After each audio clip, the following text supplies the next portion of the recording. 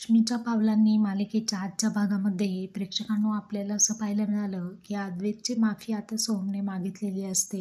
आबांची तब्येत खराब होते.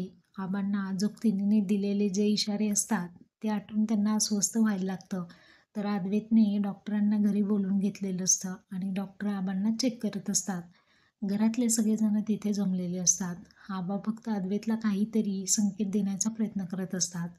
जो निजलेला नारळ आहे तो अद्वैतच्या हातून त्यांना अमावास्येला जमिनीमध्ये पुरायचा असतो.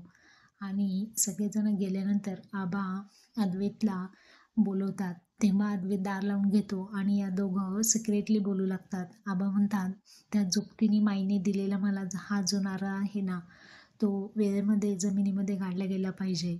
असं फक्त कॉन्फिडेन्शियल इन्फॉर्मेशन त्यांनी फक्त अद्वैतला सांगितलेली असते.